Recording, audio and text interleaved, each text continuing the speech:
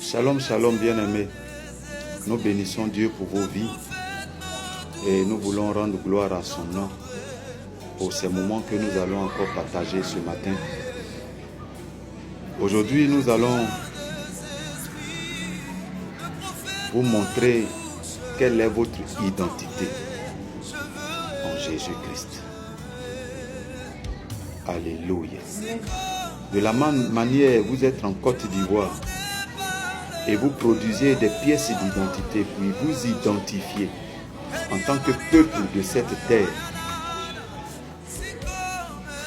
De la même manière, Jésus-Christ veut vous identifier pour son royaume. Et pour devenir citoyen du royaume, Jésus va nous communiquer 10 lois. Alléluia. C'est pourquoi en Matthieu 6, verset 33, il va dire ceci. Matthieu 6, 33. Cherchez premièrement le royaume. Il dit cherchez premièrement le royaume. Et la justice de Dieu. Et la justice de Dieu. Alléluia.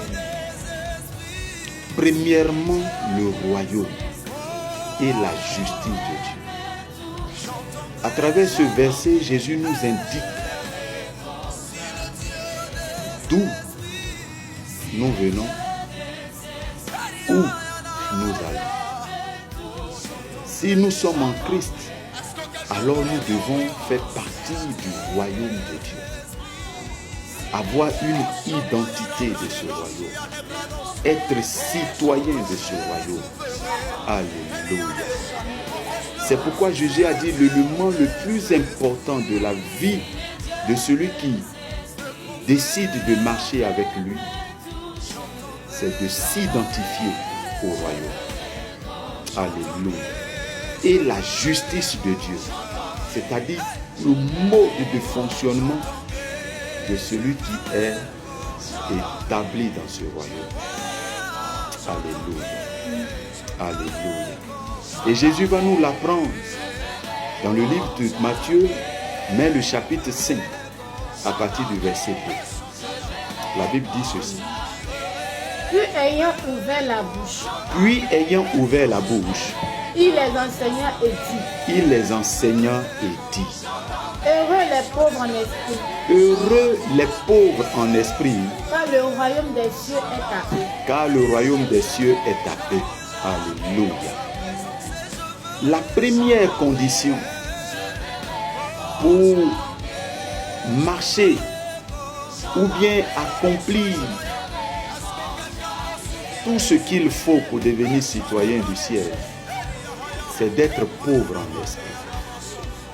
Être pauvre en esprit, c'est celui qui se soumet entièrement à Dieu. C'est celui qui reconnaît qu'il a faim, qu'il a soif et qu'il est nu sans Dieu. La pauvreté, selon Deutéronome 28, c'est celui qui a faim, c'est celui qui a soif et c'est celui qui est nu.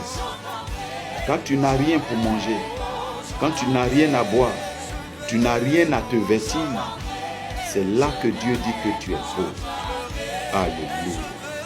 Et ici, pour commencer à pouvoir intégrer le royaume, il faut que nous reconnaissions que nous avons faim de Dieu, que nous avons faim de sa parole, que nous avons soif de l'Esprit de Dieu, qui est le symbole de l'eau, et que nous sommes nus sans Jésus.